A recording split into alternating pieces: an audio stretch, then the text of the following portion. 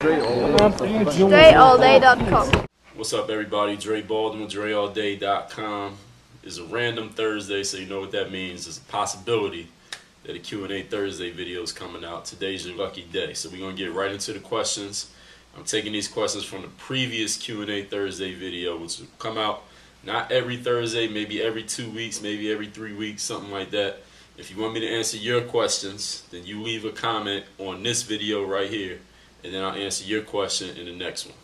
But make sure you watch the previous ones. If you ask a question I've already addressed, I'm going to just tell you to go back and look at the old ones. So we're going to get right into the questions that are on the last Q&A Thursday right now. First question, I'm 6 feet, 230 pounds. Is it possible to lose about 50 pounds before mid-November? And if so, how can I do this? Well, it's June now, it's about 5 months. So you have to lose about 10 pounds per month. I don't know that much about how much weight is healthy to lose in X amount of time, but I think it's about a pound a week, which is about 4 pounds in a month. And you want to lose 10 pounds in a month, so I don't know if that's, I'm not going to say it's not possible, but I don't think it would be healthy to do. And if you really want to know how to do that, you need to see somebody that's a licensed professional when it comes to losing weight, and that's not me. I'm a basketball player, so that's all the information I can give you. Next one. Do I watch or play any other sports other than basketball? I watch a little bit of football, NFL, American football. I pay attention to baseball at the playoffs. I know who wins the World Series, I think. What other sports? Hockey, no. I watch the Olympics. When the Olympics come around, I pay attention to that. A little bit of the WNBA and the championships. I like to watch them in the Olympics also. But that's pretty much it. Do I play any other sports? No. Somebody named Derek says, any tips on keeping your feet conditioned? I don't even know what that means, Derek. Next question. At what age would you give up trying to play in the NBA if it doesn't happen? Would I ever coach any teams? There's no certain age. I can't say. It really goes by how you feel. It's not really about the numbers. It's about how you feel physically, how long you feel like you can keep performing at a high level or a level high enough that you feel like it's worth it for you to play basketball. But each person has their own set thing. Some people do say a number. Some people say by 35 I'm done. Some people say, if I can't dunk, I'm done. Some people say, if I'm getting blown by the young guys, I'm done. But me, I just got to go by how I feel, one day at a time. And he said, would I ever coach for any teams? I'm not interested in coaching at this point. I don't see myself being a coach anytime in the future. I won't ever say never, but coaching is not something that I'm interested in. Thank you for the question. Next question. Who's my favorite basketball team? And do I hate when a good player gets injured?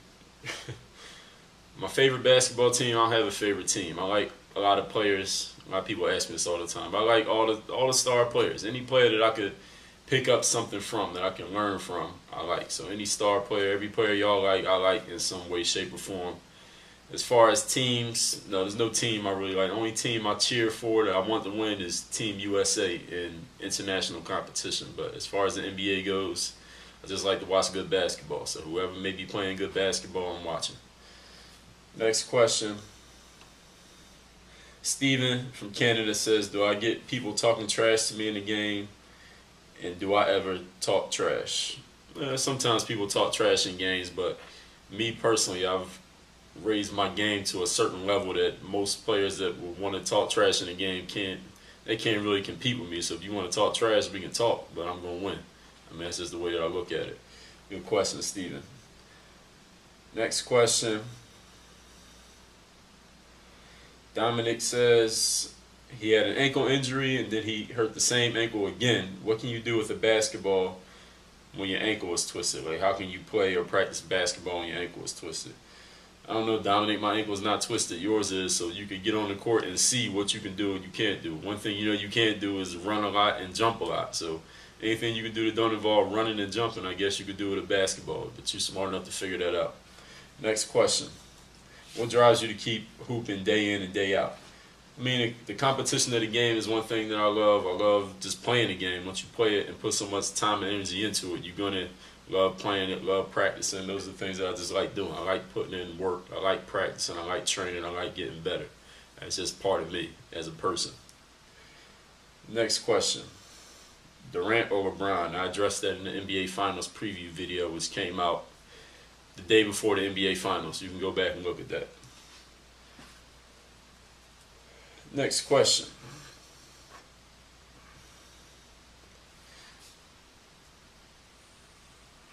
How tall are you? Next question is, how tall am I? I'm 6'4".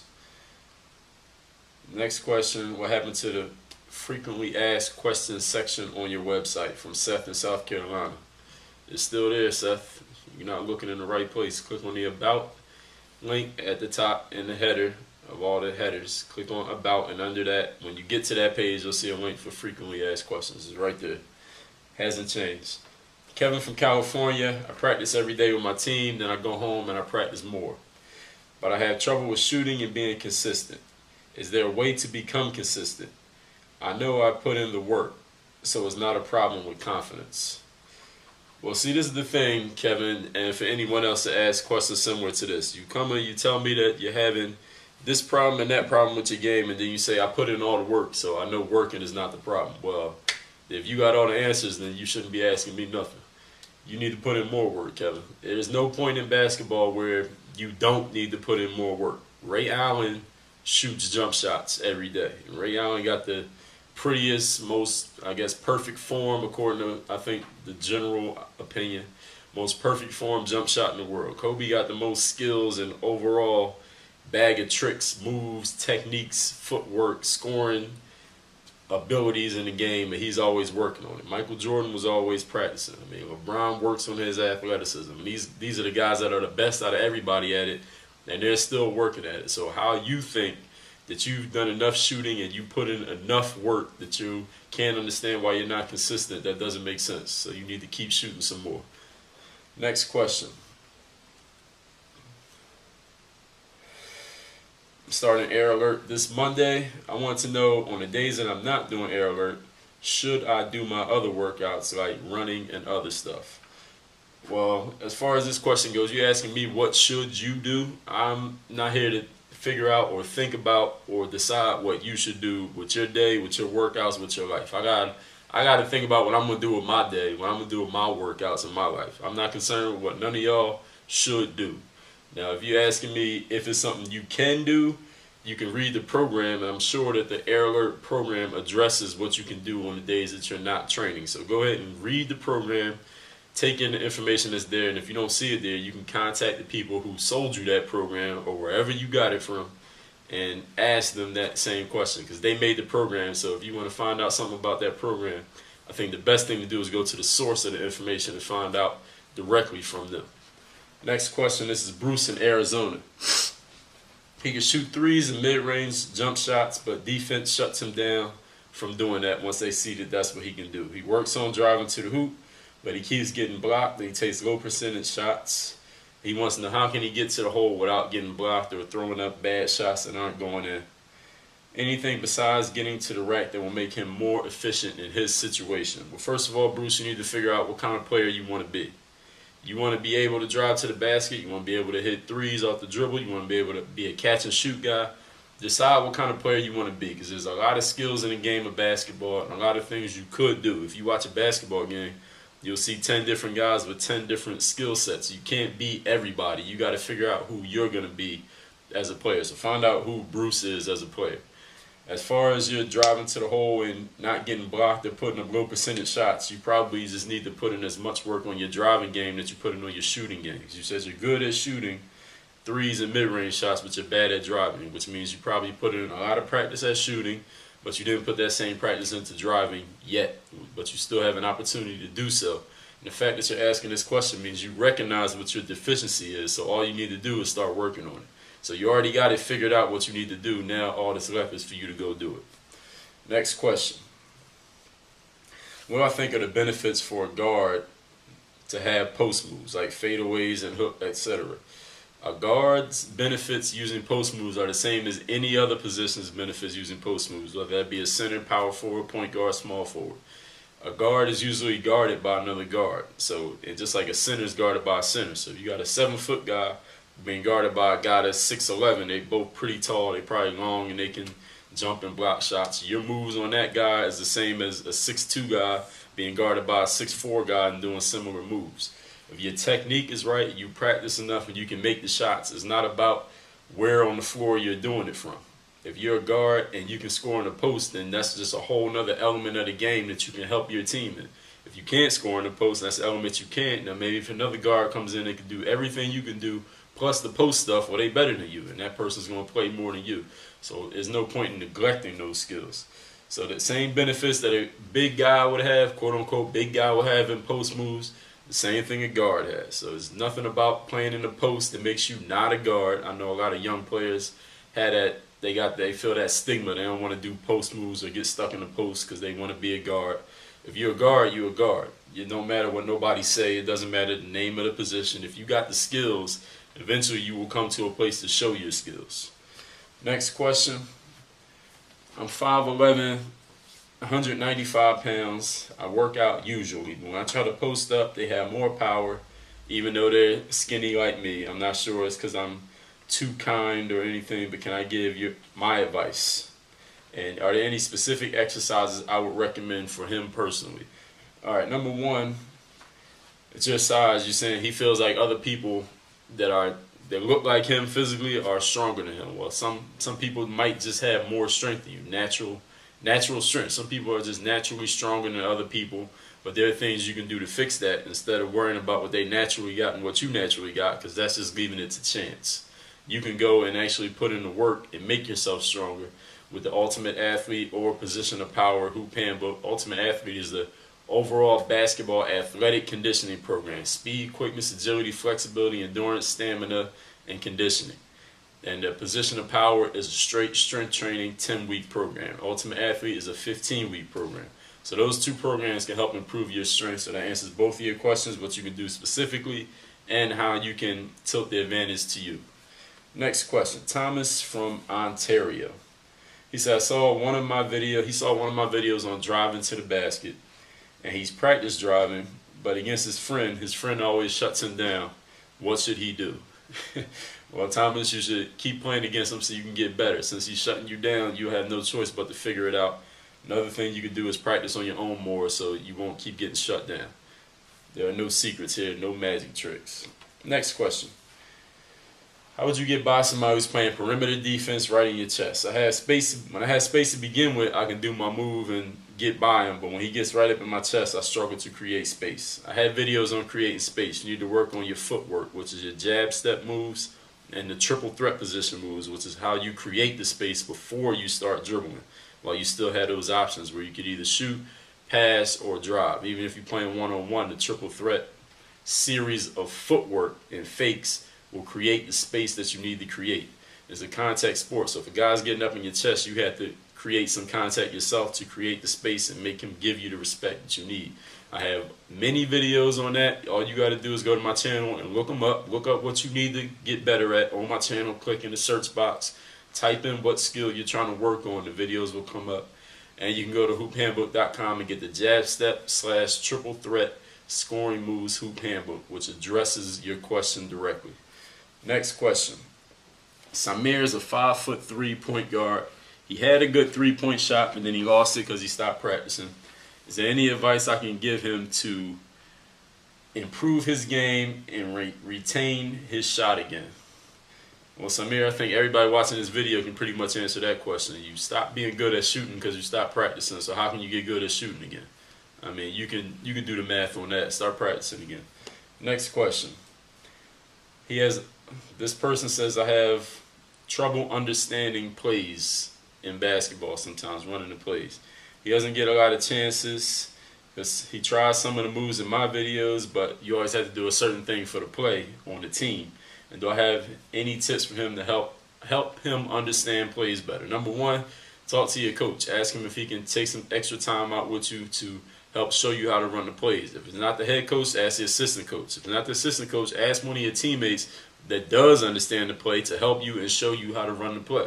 You're talking about plays, which means you're on a team, which means there's a coach, there may be some assistants, maybe not, but there are other players who do understand the plays, those guys that get the most playing time. Talk to them and ask them to help you. You got to open your mouth if you want help, not just on the internet, but actually in person with the people that you got to deal with on a day-to-day basis. I'm not one of those people, so the things that you're saying to me you got to say to the people that you're dealing with so you can address the problem head on. Coming to the internet is not addressing the problem head on, so you got to talk to those people. Next question. How do you overcome the fear of another player who purposely tries to intimidate you verbally and physically during the game? I'm not a rough person like that, but I don't want to take that shit. Well, you got to choose based on your question. You say you're not a rough person, but you don't want to take that shit. So you either got to be A or B. You can't play the fence and be leaning halfway this way and halfway that way. If a person's trying to intimidate you, basketball is a competitive game. So if somebody feels like trying to intimidate you is going to help them win, and they see that it works, then they would keep doing it. If I saw that trying to intimidate you was helping me beat you, then I didn't have any other options, and I'm going to do it, and I'm going to just keep beating you because it's working. So you're going to have to figure out ways to overcome that. Like I said, this is a contact sport. This is a man's game. It's a competitive game. So if you're not ready to compete, intimidation is part of competition. If you can intimidate somebody into not competing at their highest level, then that's the same thing as having a good jump shot to beat them with points. It's the same thing. You're just using your skills to beat that person. Intimidation is a skill.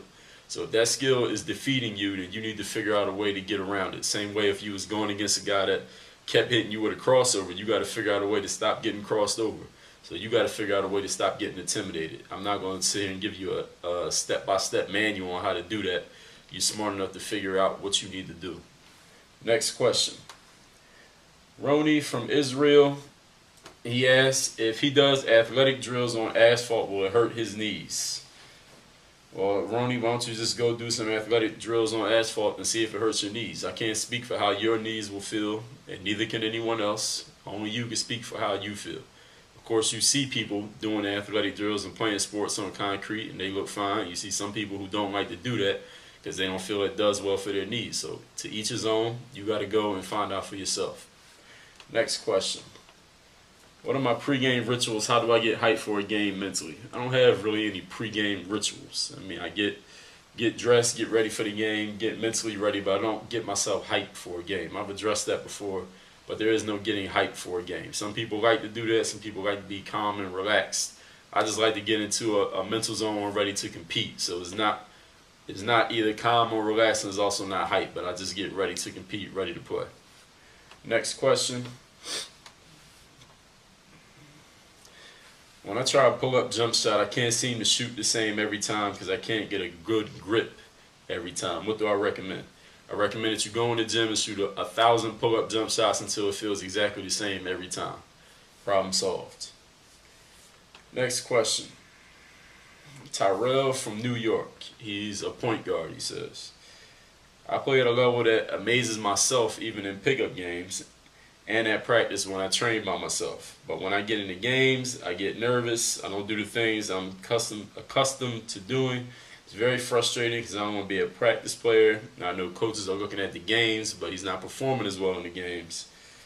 Have I ever had a sweaty hands problem and any suggestions to cure it?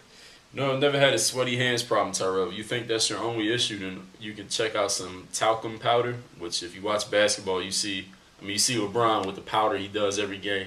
It's called talcum powder, T-A-L-C-U-M, or just talc, T-A-L-C. You can buy it at any sporting goods store. Anywhere you play, they might actually have some. So you can ask them, but you can buy your own just to make sure no problems happen. And you can just put that powder on your hands before a game and it keeps your hands dry. Some players like that. Some players like to have their hands a little bit moist. But if you need to get the sweat off your hands, use that powder. So there you go. Next question. When I play with my friends and people I know, I do well, but in the games I don't have the confidence. I'm 6 feet tall. Do I have any workouts to improve his vertical, and also what can he do about playing well during the games? As far as improving your vertical, go to dreallday.com/jump. Get the jump manual. You can also get 5 free hoop handbooks or a DVD with your purchase of the jump manual. That'll help your vertical. So that's out the way. As far as you performing in games, playing a bunch of games, get more experience, get better at playing in games, and you'll get better results. That's all there is to it. Next question. I'm left-handed, which means I jump off my right foot when I go for a layup. If I go for a right-handed layup, should I jump off my other foot? Technically, yes. And the next question. Alright, he got another follow-up question. I normally jump off both feet, but in the game it's not always possible. So when I go for a right-handed layup, I jump off my right foot. Should I develop the habit of jumping off the left foot for a right-handed layup, or does it not matter which foot I jump off of? Ostensibly, no, it doesn't matter what foot you jump off of. It's legal to jump off of either foot and shoot with either hand. If you want to jump with your left and shoot with your left, that's fine. That's within the rules of the game. If it works for you, it works for you. As far as the fundamentals, you want to learn the quote-unquote right way of doing it is opposite foot, opposite hand. So when you shoot with your left hand, a layup, you jump off your left foot if you're jumping off one foot. And if you're going up with your right hand, you jump off your left leg. Did I say that right? It's right foot to the left hand, left foot to the right hand. Or you could jump off 2 feet. But if you become comfortable shooting off the same hand or the leg that you're jumping off of, that's fine too. Should you become comfortable doing it the other way, I'm not going to tell you what you should do. I just gave you the information. As far as what you're going to do with it, that's what you had to decide. That's part of life. It's part of being a basketball player. You got to decide how you're going to play. Next question. Jonathan from Australia. He has a basketball hoop that broke. There's no rings around his house. He doesn't have any friends that have any hoops. How do I practice my shooting? Well, I guess you ain't going to practice then. If you don't have no hoop, there's none around you, none of your friends got it. I see you got as many excuses as you came up with to not play basketball, so I guess you ain't going to play. Or else you're going to figure it out. Now, if you're smart enough to use the internet, you're smart enough to figure out how to play basketball if you want to. Or you could come up with more excuses to tell me. Why you telling me? I don't know. But that's what it is. Next question. Mario from California. What shoes do I use in games? I got a video on what shoes I wear when I play ball. Just look it up. Last question. Micah from London. He's 15, 5 feet 9 inches. I'm a shooting guard doing practice 5 times out of 10. That means half the time he shoots the ball, he shoots air balls. But when the shooting sessions are over, I barely miss a shot. How do I get my shots on point, whether it's during practice or after practice? Shoot more. The more you shoot, the more confidence you'll build, the more your mind, your subconscious mind will know that when I'm shooting the basketball, I'm confident, it feels good, I know it's going in. And then it'll translate over to everything else you do. But the other things that you do that you need to translate over to, you need to get experience in doing those things over and over and over again. So expose yourself to that. Play in more games. Play against people. Keep coming back to these practices where you're shooting the air balls. You got to keep doing it. That's the only way you're going to overcome it. You can't avoid it. There are no tricks to it. There's no magic to it. You just got to keep doing it until you get better. So that's that. So that's all our questions for Q&A Thursday. I'd like to thank everybody who wrote in with a question. If you have questions, leave your questions in the comments to this video right here. I'll respond to it in the next Q&A Thursday video, whenever that might be. Might be next Thursday, might be Thursday after that, might be 3 Thursdays from now, whenever I decide to put the next one out. That's that. Work on your game. DreAllDay.com. You watch me work on my game, now it's time to work on yours. The Hoop Handbook is a series of workout programs straight from my own personal experience working out and training on every aspect of basketball. Ball handling, shooting, scoring moves, scoring over bigger defenders, the crossover, post moves, your weak hand, off the court training, dunking, vertical, all of it's covered. All you got to do is follow the program step by step. The Hoop Handbook.